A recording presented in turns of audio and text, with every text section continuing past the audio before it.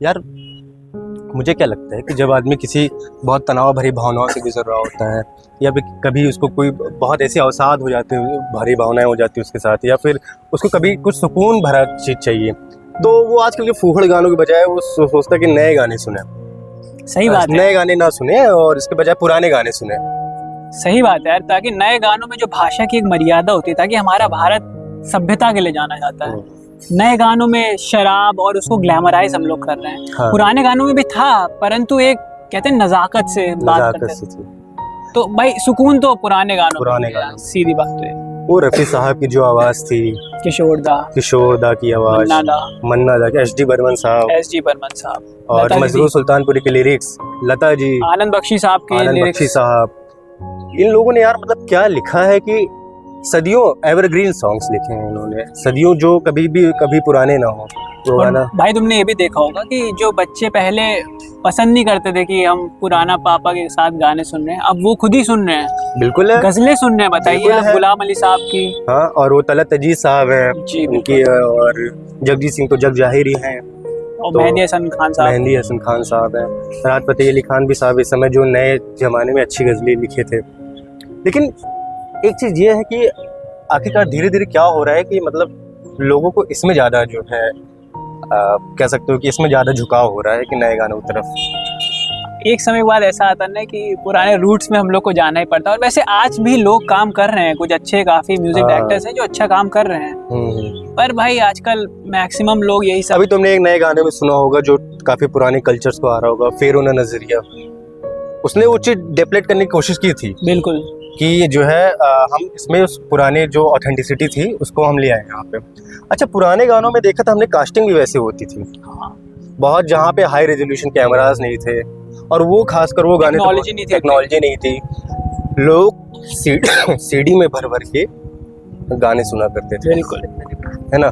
90s के गाने ले लो, चाहे 70 के गाने ले लो, 80s के गाने ले लो, और वो गाने भी जो आज़ादी के पहले, इन गानों के जैसे एक कोई पर्पस रहा करता था कि अगर ये गाना कोई डिज़ाइन किया गया है तो किसी एक पर्टिकुलर चीज़ के लिए डिज़ाइन किया गया था। और वो गाना तुमने सुना होगा बहुत अच्छे से कि रुक जा रा ठहर जा रे चंदा, लता मंगेशकर। क्या बात है भाई, क्या गाना है ना। बीते न मिलन की रहना, बीती ना बिताई रहना, क्या गाना है, क्या गाना था वास्तव में। और भी ऐसे बहुत से गाने गा दो, तुम भी बताओ। काफी गाने हैं, जैसे रफ़ी साहब का एक है 100 बार जन्म लेंगे, 100 बार फना होंगे, 100 बार फना होंगे। तो और वो था नहीं, अभी मैं कल सुन रहा था कि तुझको चलना होगा, क्या गाना है भाई, मोटिवेशन जीवन, मतलब उसमें वो लिरिक्स सुनना कि जीवन कभी भी ठहरता नहीं है, कभी भी वक्त के तूफान से कभी डरता नहीं है, और तू ना चलेगी तो चल देंगी राहें, मंजिल को तरसेंगे तेरी निगाह। एकदम ही ऑसम लिरिसिस्ट होते थे। अब तो नहीं, कुछ अच्छे जैसे अमिताभ भट्टाचार्य जी अच्छा लिख रहे हैं, समीर अंजान साहब हैं, अब भी लिख रहे हैं। हाँ। उनके पिताजी बहुत अच्छे गाने लिखे हैं। अभी ये मुंतशिर जी हैं, हाँ, वो भी अच्छा लिख रहे हैं, काफी फिल्मों में। एक एम तुरास करके हैं जो भंसाली जी के लिए अधिकतर लिखते हैं। एम तुरास। भंसाली जी के गाने में ये चीज तो है, उन्होंने गानों की जो वो थी ना, एक खूबसूरती होती है वो बरकरार कर रखी है। आपने अभी एक गाना सुना होगा, अगर नहीं सुना होगा, उनकी कोई वेब सीरीज आई थी, नाम मेरे को याद नहीं, उसमें एक गाना है, एक बार देख लीजिए दीवाना बना दीजिए, बहुत अच्छा गजल के फॉर्म पे है। बाकी आपने बाजीराव मस्तानी, जितनी भी भंसाली जी की फिल्म है, उनके में गाने बहुत अच्छे होते हैं, ये बात तो एकदम कोई डाउट नहीं। बिल्कुल है, बिल्कुल, गाने बहुत अच्छे। आज भी ऐसा नहीं लिखे नहीं जा रहा, बस उनको प्रमोट नहीं किया जा रहा उतना। बिल्कुल, ठीक है, या फिर जिसको सुनना उसकी बहुत पैनी नजरें होनी चाहिए। अब वो यंग जनरेशन का टेस्ट, आजकल के शराब वगैरह, ग्लैमर, इन सब के पीछे भाग रहे हैं। ये एक काफी दुखद सा भी है। और सबसे दुख की बात ये भाई, गाने लोग रीमेक कर रहे हैं और वो और खराब बना दे रहे हैं, तनिष बागची जैसे लोग। हाँ। देखो, मैं कभी इन जो नए सिंगर्स हैं इनकी आलोचना नहीं करता हूँ, बस इनका ये है कि जैसे इन लोगों ने इंटेंशन ऐसा बना रखा है, ऑडियंस ने भी अपना इंटेंशन बना रखा है। देखो, गलतियाँ दोनों की होती है जी, तभी कहीं ना कहीं जो है। लेकिन अब क्या होता है कि अगर मुझे लगता है कि ऐसे चलता रहा तो जो हमारी अगली पीढ़ी है वो तो शायद हमारे पुराने गीतों को तो भूल ही चुकी रहेगी। शायद हमको लगता है कि बहुत, और जब आगे जाएंगे मुझको लगता है कि जब वो लोग जवान होंगे, जो हमारी अगली पीढ़ी है, तो वो अरिजीत सिंह को याद करेंगे। करेक्ट, के उनके लिए पुराने गानों में सबसे अच्छे सिंगर्स में अरिजीत सिंह आ जाएंगे, पलक मुच्छल जी आ जाएंगे, श्रेया जी आ जाएंगे। तो ये सब लोग आ जाएंगे, सोनू निगम आ जाएंगे, उनके लिए पुराने सोनू गीत। निगम तो लेजेंड है। और मतलब लेकिन अब यही है कि भाई देखो किसी तरीके से कि अब कुछ पुराने गीतों के सजेशन सबको बता करके हम लोग सोच रहे हैं कि अब रखते हैं बिल्कुल ना। तो हम लोग शुरू करेंगे पुराने से थोड़ा नए की तरफ जो है चलना शुरू करेंगे, और अभी एक आध दो वीडियोस और डाल देंगे तो ताकि जो है लोगों को और भी आसानी रहे। तो एक आध दो सजेशन लोगों को बताते हुए चले शुरू करिए आप। शुरू करते हैं, बिल्कुल शुरू करते हैं। आप जो है सुनिए जा कर के, बहुत पुराना तो नहीं है ये, अभी जिंदगी के सफ़र में गुजर जाते हैं जो मकाम, क्या गाना, वो फिर नहीं आते। और एक है रफ़ी साहब का गाना है, रहा गर्दिशों में हरदम मेरे इश्क का सितारा, बहुत अच्छा, रवि जी की म्यूजिक है उसमें, बहुत अच्छा गाना, बहुत सही। और एक वो नहीं था जिसमें, क्या मुझे ध्यान नहीं आ रहा है, जिसमें शमी कपूर साहब हैं, दिल के झरोखे में दिल के झरोखे में बिठाकर। तुझको बिठा के, बिल्कुल, बहुत अच्छा यादों को तेरी दुल्हन बना के।